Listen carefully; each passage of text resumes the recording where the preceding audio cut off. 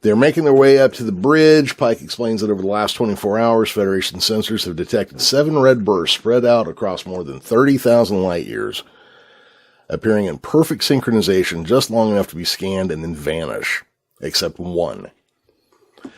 Saru points out the perfect synchronization would rule out natural causes. Yeah, especially spread over 30,000 light years. Yeah.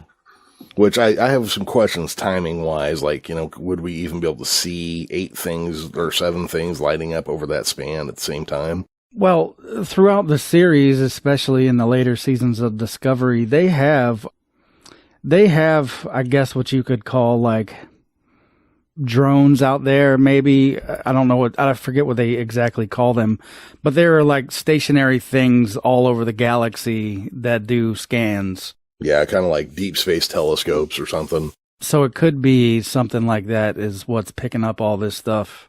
Yeah, that could very well be. Maybe I'm picking nits again. All right, so Connolly adds that whatever the Enterprise tried to... that was the thing. I believe it was the Enterprise trying to scan part of it is what blew the Enterprise out. Connolly adds that whenever the Enterprise tried to scan the burst, the computer went haywire and then Burnham comparing it to a compass at the North Pole. Upon learning her identity, Pike remarks that he said you were smart, and they had someone in common. Burnham admits that she had expected to see Spock when Pike beamed aboard. Saru wonders if the phenomenon is a temporal anomaly or a black hole, both of which cause similar distortions. Connolly replies that neither fit the scale. The single burst stabilized long enough to have its coordinates plotted, and Pike had ordered the Enterprise to intercept when it suffered its ship-wide system failure. This is what made him move to the Discovery and get the Enterprise towed back to space. So the Enterprise's damage all became because of these signals. Yeah, so my initial statement about it was incorrect. Mm-hmm.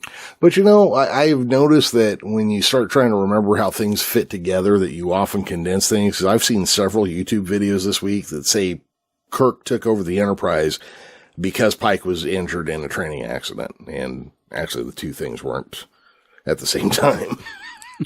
Okay, so Pike has control transferred to him. To do it, they have to do some DNA scanning, which was like some new piece of tech that never existed in the past. He explains to the crew that he knows about Lorca, he understands what Lorca did, and that he's not like Lorca. He explains the mission, the reasons he moved to Discovery is because the Federation is not willing to wait to see if it's a friendly message or a malicious message. And then he orders Detmer to plot the coordinates of the remaining signal. Yeah, see, we brought up this scene before, I feel like, when we were talking about the cage, because his Starfleet record popped up on the screen, and he, points out the F in astrophysics. And again, this is just Pike showing that maybe he's not perfect.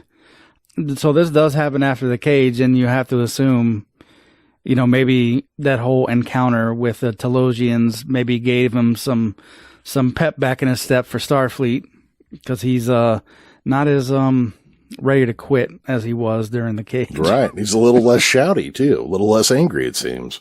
Yeah. Yeah.